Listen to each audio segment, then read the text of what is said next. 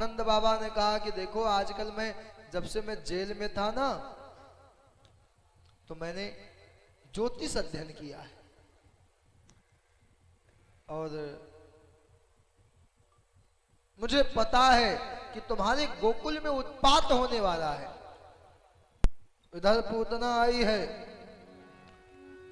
स्वयं सुखदेव जी कहते हैं कि जिसमें पवित्रता नहीं है, कंस के कहने पे आई है, बच्चों को मारते हुए, दूध पिला करके, विष पिला करके मारते हुए अब केवल कन्हैया बचे हैं, कृष्ण बचे हैं। सुखदेव स्वामी परिचय देते हैं, कंसेन प्रहिता घोरा पूतना शिशुश्चक्रार निघ्रन्ति पुरग्राम ब्रजादिसुहु। कहते जिसकी में पवित्रता नहीं है आई है, और कहते हैं ऐसा लगता है मानो लक्ष्मी जी प्रकट हो गई है। एक से पूछा नंद भवन देखा है? हाँ।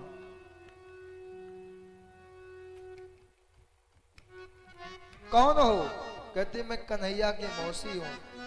अच्छा, एक हमारे हिंदुस्तान में रिश्ता ऐसा संबंध कहीं नहीं है। अच्छा, मामा के गांव में पूरा गांव ही मामा कहलाता है, मामा मामा।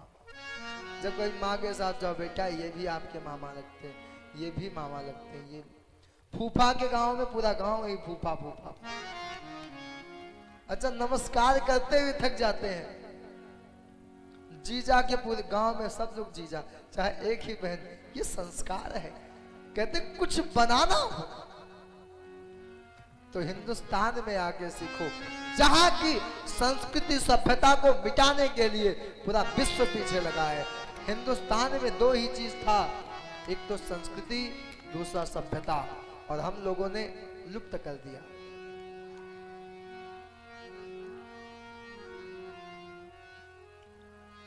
बच्चों ने कहा मौसी जी कुछ लेके आई हो तो मुझे भी दे दो। बिल्कुल नहीं, मैं कन्हैया के लिए। उन्होंने बच्चों ने कहा मैं पता ही नहीं बताऊंगा। पूतना कहती कैसे यदुवंशी हो जो तुम पता नहीं बताओगे? अच्छा पता बताओ, ठीक है बताते हैं। कहते अच्छा पहले के समय लोग जब रास्ता बताते थे बड़े अजीब तरीके से। अच्छा किसी से पूछो भैया फला व्यक्ति का घर देखे हो, क्यों? वही पूछा भाई राम बाबू जी का घर देखे हो, तो बताने वाला क्या बताता था? बिल्कुल नाक के सीधे चले जाओ। अच्छा नाक के सिर दीवाल हो और कहीं आप सीधे गए, घूमे नहीं, पता है नाक से खून ही खून राधे राधे हो जाएगा, नाक फूट जाएगी आपकी। अच्छा नाक के सीधे जाके फिर घूम के फिर नाक के सीधे जाओ। और तो कहते हैं बच्चों ने कहा सीधे चले जाओ नाक के सीधे, दो यमुना अर्जुन के वृक्ष आएंगे और वही नंद भवन होगा। आई है दौड़ के पूतना। पूतना ने कहा अरे बहना, जब से मैंने सुना तुझे बेटा हुआ मुझे चैन ही नहीं मिला और मैं दौड़ के चली आई, क्या करें।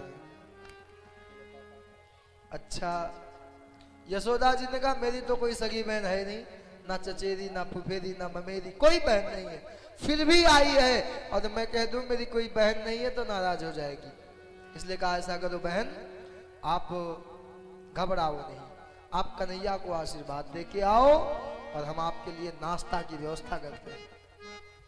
गई है और भगवान ने अपनी आंखों को बंद कर लिया। किसी ने पूछा क्यों आंखें बंद कर लिए? कहते हैं पहली बात जैसे तैसे को देखना नहीं चाहिए। कैकेयी मां ने मंथरा को छू लिया था, छूने से ही उनकी बुद्धि बदल गई, पहली बात। दूसरा कारण भगवान की आंखें चपल है। लोग गाते हैं ना कि देखे और दीवाना कर दे शायद उसको जादू आए। उनके नेत्र चपल हैं, वो जिसको देखते हैं वो मुग्ध हो जाता। भगवान ने विचार किया यदि मैं देखा और कहीं ये मुग्ध हो गई, वापस मथुरा गई तो कितने लोग मारे जाएंगे। दूसरा कारण, मैं तो यहाँ मक्खन खाने आया हूं और ये तो आई है विष पिलाने, इसलिए विष पीना काम है भोले बाबा का। हे भोले बाबा आप आ जाओ, विष आप पीना, दूध हम पिएंगे। तीसरा कारण बताए कि जब राम जी के संबंध जब आई थी ये, तो राम जी सीता जी को देख करके बात किए। सीता चितई कहीं प्रभु बाता, आही कुमार मोर लघुदाता। सीता जी को देखते हुए सूर्पनखा से बात किया। पूछे क्यों करते हो? कहते हैं जैसे तैसे को देखना नहीं चाहिए। और तीसरा, भगवान ने कहा लोग मुझे मायापति कहते हैं और ये मायावती है, मेरे सामने कोई माया चला नहीं सकता है। और दूसरी बात, आपके मन में जो कुछ है जैसे भी हो, आप भगवान के सामने वैसे ही प्रस्तुत हो जाओ। भगवान को बनावट अच्छा नहीं लगता है। इसने भगवान को उठाया और विष पिलाने के लिए जैसे आरंभ हुई। गाढ़म कगारभ्यम भगवान प्रपीड्यत, प्राणै समरोष मन बितो पिबत, सा मुंच मुंच मिति प्रभासड़ी निष्पिड्यमाना खिल जीव मनमणि। अब भगवान प्राणों को पीने लगे हैं। कहते हैं बेटा छोड़ दे। भगवान ने कहा मौसी जी ये तो सीखा नहीं हूं, पहले तो पकड़ता नहीं हूं, बाद में छोड़ता नहीं।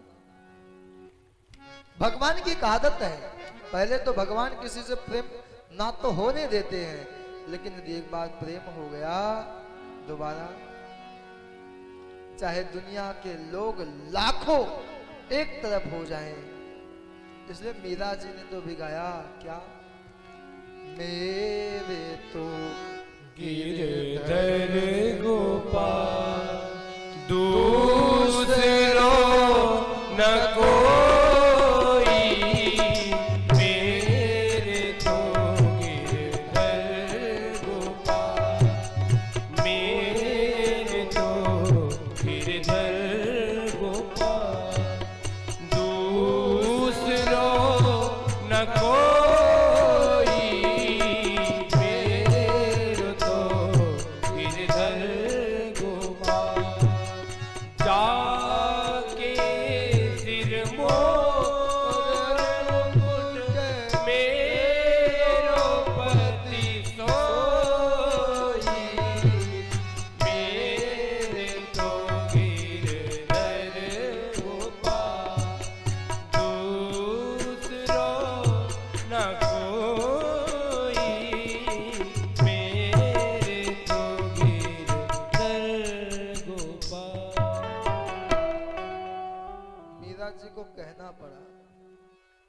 उस कृष्ण के अलावा मेरा कोई नहीं। कब? जब अनन्य प्रेम हो जाए। पूतना चिल्लाई है और भागने लगी है, अंत में अपने प्राणों के उसने अपने शरीर को 6 कोस तक विस्तार किया है और भगवान उसके सीने पे सोते हैं, खेलते रहते हैं। गोकुलवासियों ने जैसे तैसे करके उतारा है, भगवान को ले गए गौशाला में। गौमूत्रेण स्नात्वा पुनः गोरज सार्वका, गाय के गोबर शरीर में लेपन किया, गौमूत्र पिलाया, स्नान कराए। आज तो भगवान के नाम से भगवान को झाड़ा देते हैं। इंद्रियाणिहृषिकेशं प्राणन्नादा यरोवतुः, श्वेतदीपं प्रतिष्ठितं मनोयोगे स्वरोवतुः। पूतना 6 कोस मतलब पता है? 18 किलोमीटर तक इतनी बड़ी हो गई। अब आप विचार करें, यदि उसको जलाना हो तो कितनी लकड़ी चाहिए। अच्छा, उसकी आंखें ही 1 किलोमीटर तक होगी। उसकी आंखों में पता है, मोतिया खान को बसा दो, सबके मकान अच्छे अच्छे बन जाएंगे। उसकी नाक भी तो कम से कम 500 मीटर की होगी। उसके हाथ कम से कम 2-3-4 किलोमीटर के तो हाथ होंगे। हर एक आदमी अपने हाथ से 3.5 हाथ का होता है, तो पूतना आप विचार करें कितने हाथों की हो। उसका हाथ कम से कम मुझे लगता है कम से कम 7-8 किलोमीटर के हाथ ही था। उसके नाखून कितने बड़े होंगे। अच्छा, उसके नाखून पे डबल स्टोरी के जितने लोग हैं सबका मकान बन जाता नाखून पे। इतनी विशाल का लोगों ने उससे शरीर को काट काट करके इकट्ठा किया, अग्नि लगाई। दह्यम देहमानस्य धूम्रस्य गौरसौरभम्। लेकिन पूतना जब मरी है उसके शरीर से सुगंध निकला है। परीक्षित ने पूछा, ये पापिनी थी, इसके शरीर से सुगंध कैसे निकला। तो कहते हैं, सुगंध की बात तो मत करवा, इसलिए सुगंध निकला है क्योंकि इसने भगवान को मृत्यु के समय अपने सीने पे रखा है, इसलिए सुगंध निकला है। कहते हैं जिसका नाम तो नाम अच्छा था, ना जाति अच्छी थी, ना कुल अच्छा था, ना कार्य अच्छा था, फिर भी भगवान ने जो गति यशोदा जी को देने वाले थे पहले पूतना को दे दी। या ये तद पूतना मोक्षम कृष्ण स्याद गमद्भुतम। जो लोग पूतना की कथा कहते और सुनते हैं उनको साजुच्च मुक्ति मिल जाती है, वो अपने आप में मुक्त हो जाते हैं। अब मुक्त होने का मतलब ये मत सोचना कि अब कुछ करना ही नहीं है जब मुक्त हो गए।